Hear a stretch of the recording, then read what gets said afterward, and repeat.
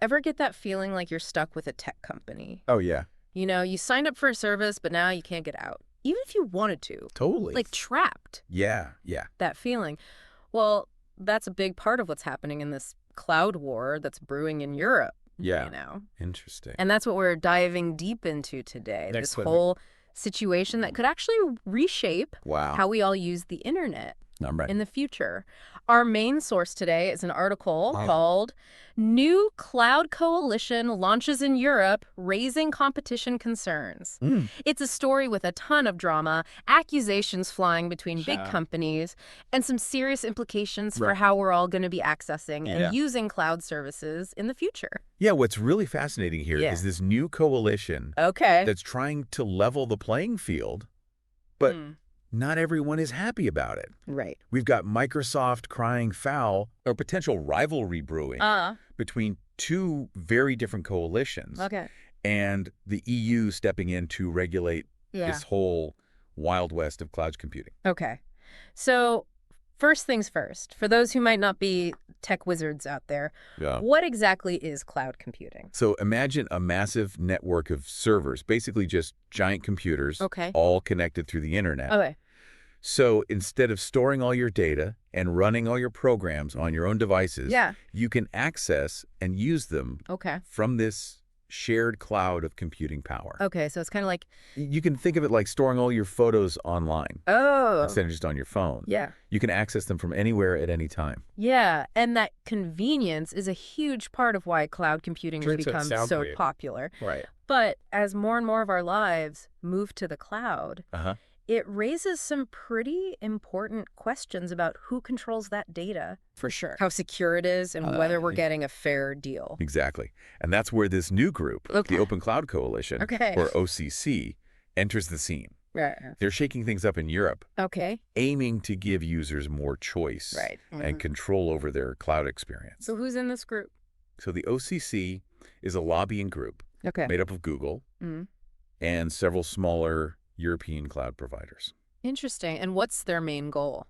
Their goal: to foster competition and transparency in a cloud market that's increasingly dominated by a few major players. So they're kind of like the Davids going up against the Goliath the cloud world.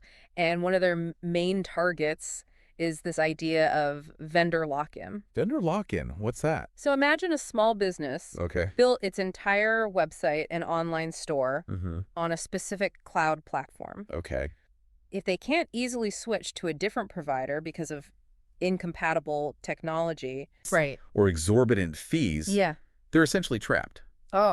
That's vendor lock-in. And it's a major concern for businesses and individuals alike. No kidding. So the OCC wants to break those chains. Make it easier for people to move between providers. And encourage a more dynamic and competitive market. For sure. Sounds great in theory, but of course it's not that simple. Not everyone's thrilled about the OCC's arrival. Especially Microsoft. They've come out swinging, accusing Google of orchestrating a shadow campaign. A shadow campaign? Using these smaller providers as pawns to manipulate regulations in their favor. So Microsoft's claiming that Google is like the puppet master basically. behind the OCC, using it as a front to push their own agenda. But isn't there a little bit of irony here? How so? Didn't Microsoft just settle a massive lawsuit over their own anti-competitive practices? They did. It was a $22 million settlement over anti-competitive licensing practices, which is interesting considering that Amazon Web Services, or AWS, was not a part of that settlement. And speaking of AWS, they're actually part of their own cloud coalition, the Cloud Infrastructure Services Providers in Europe, or CICP. So we've got a real showdown brewing here between these two coalitions, both trying to steer the future of cloud regulations in Europe. It's like a high-stakes chess match. The OCC, with Google at its helm, is pushing for open standards, which basically means making sure different providers' technologies can work together smoothly. Think of it like Lego blocks. You're right. Different brands can connect because they follow a standard size and shape. Okay, that's a helpful analogy. So open standards could make it much easier Exactly. to switch between cloud providers without getting locked in. But where does CISA, with Amazon leading the charge, stand on this? Well, they haven't been as vocal about open standards. Hmm. Their focus seems to be more on ensuring a level playing field in terms of regulation and promoting the benefits of the cloud as it currently exists. Got it. They argue that excessive regulation could stifle innovation and discourage investment in the cloud sector. So it's a balancing act. Exactly. On one hand, you've got the OCC pushing for more openness and flexibility, potentially leading to lower prices and more choices for consumers. Right. But on the other hand, there's that concern that too much regulation could slow down innovation and harm the industry as a whole. Exactly. And it's playing out against the backdrop of both the EU and the UK cracking down on cloud providers, especially when it comes to this vendor lock-in issue. So adding even more intrigue to this already complicated situation is the fact that the OCC's funding is shrouded in secrecy. Yeah, what's going on there? Microsoft is pointing fingers, claiming Google is the primary financial backer, while the organization behind the OCC says they'll eventually disclose details through the EU's transparency register. Right. But that lack of transparency right now is definitely raising eyebrows. It makes you wonder. It really does. It feels like we've only just scratched the surface of this whole cloud computing saga. For sure. We've got competing coalitions, accusations of hidden agendas, and a regulatory landscape that's rapidly evolving. But before we get too lost in the weeds, let's bring it back to you, the listener. Right. What does all of this mean for you and your everyday use of cloud services? Stick with us. I'm listening. As we unpack all of that in the rest of this deep dive. You know what we're really talking about here is power.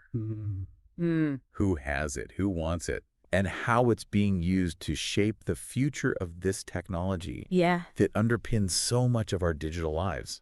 It really does. Because let's face it, cloud computing is the backbone of how we work, how we connect, how we shop, even how we entertain ourselves these days. It's like the digital plumbing of the modern world. Something most people don't think about until it stops working. Exactly. And that's why these battles over regulation and control are so important. They could impact everything from the cost of cloud services to how secure our data is to how much innovation we see in the sector. For sure. So let's dive into some of the specific arguments here. Okay. The OCC, with Google leading the charge, is all about open standards.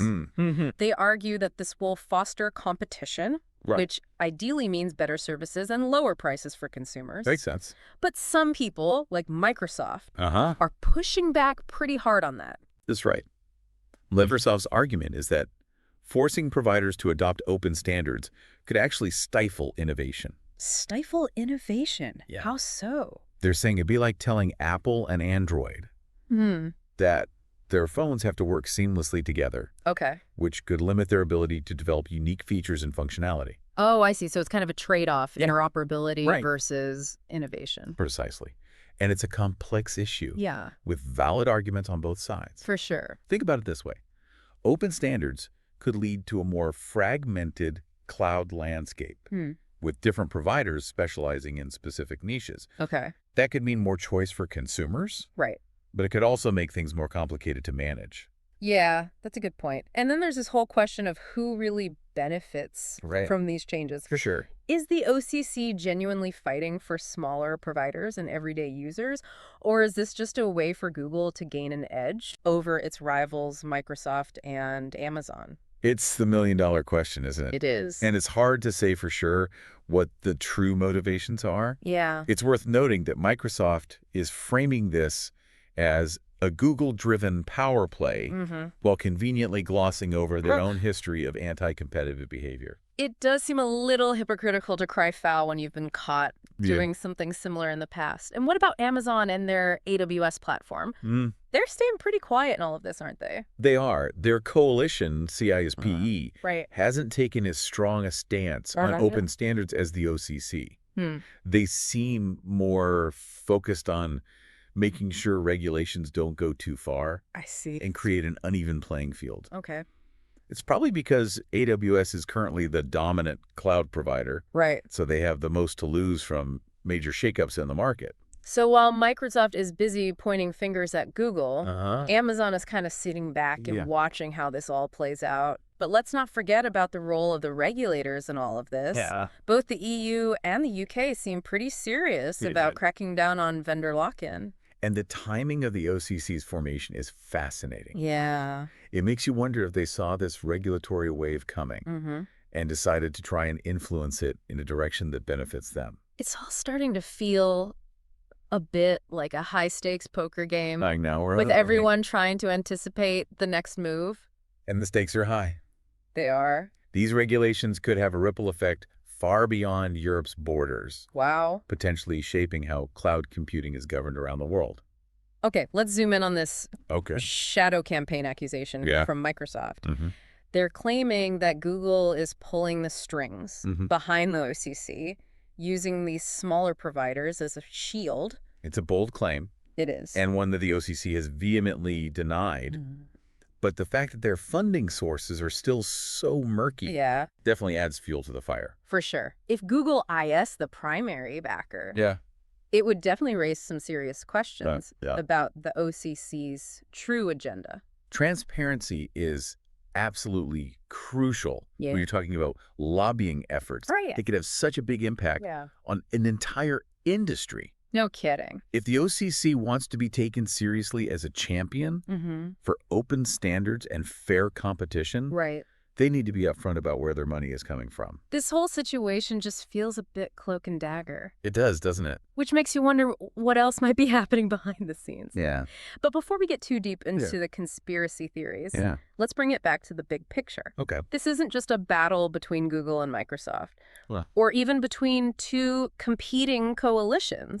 It's about the future of the cloud and how we as users will interact with this technology that's becoming more and more essential to our lives. That's a crucial point. Yeah. We need to remember that this is about more than just corporate rivalries or abstract technical concepts. This is about how we work, how we learn, how we connect with each other. It's easy to get lost in the technical jargon and the political maneuvering, but ultimately this is a story about real people and how these decisions will impact their lives. Exactly. So let's shift gears a bit and talk about what these developments could mean for the everyday user of cloud services. Okay. Imagine you rely on the cloud to store your photos, your music, your important documents. How could these regulatory battles affect your experience? That's a great question, and one we'll explore more in the next part of this deep dive. So stick with us as we unpack the potential implications of this cloud war for you, the listener. You know, as we've been talking about all of this, I keep thinking about the bigger picture here. This whole situation with the OCC and Microsoft's reaction just feels like a symptom of a much larger trend. We're seeing this tension between big tech companies and regulators all over the world. Every day there's a new headline about antitrust investigations, data privacy concerns, accusations of monopolistic practices. It's like the honeymoon phase is over. You think so? I think so. We all got swept up in the excitement of all these cool gadgets and services. But now we're having to deal with the realities of living in a world where these incredibly powerful companies have so much influence over our lives. That's a great way to put it. And it's not just about figuring out how to regulate these companies. It's about fostering a more diverse and resilient tech ecosystem. Yeah. What does that look like? We need more competition, more innovation coming from outside these mega corporations. That's where things get really interesting. Tell me more. What role could the OCC actually play in all of this? Are they really a genuine force for change? Pushing for a more open and equitable internet? Or are they just another player in this high-stakes game trying to advance their own interests? It's tough to say for sure. Only time will tell. Their success hinges on their ability to build trust. Demonstrate transparency and actually deliver on their promises. They've got to walk the walk. They do. If they can do that, They could become a powerful voice for a more open and competitive cloud landscape. But if they're seen as just a front for Google's ambitions, Right. their credibility could crumble. Yeah, for sure. Especially with all the secrecy surrounding their funding. That EU transparency register is going to be a big test for them. Transparency is key, especially when you're dealing with something as complex and impactful as cloud computing. And let's not forget, we as consumers have more power than we realize. How so? By staying informed about these issues, demanding transparency from our providers, and supporting policies that promote competition and innovation, we can actually help shape the future of the cloud. Our choices matter. They do. Whether it's choosing a cloud provider that aligns with our values, speaking out about policies that affect us, or just staying engaged in these conversations.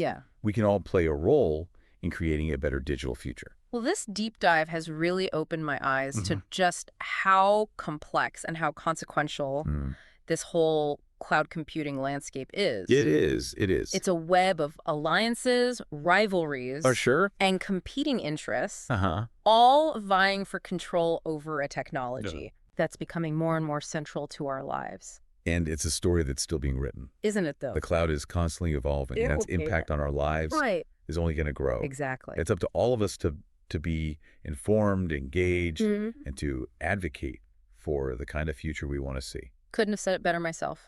As we wrap up this deep dive, here's a final thought to chew on. All right. What if these regulations being crafted in Europe, specifically aimed at curbing vendor lock-in and promoting competition, become a model for other countries? Interesting. Could we see a global shift towards more open, interoperable cloud systems? And what would that mean for the dominance of these tech giants that we know today? That is the question. It is a fascinating question. It is. As we watch this story continue to unfold. It certainly is. And one that we'll be keeping a close eye on here at the Deep Dive. Absolutely. So until next time, stay curious, stay informed, and keep exploring this ever-changing world of technology.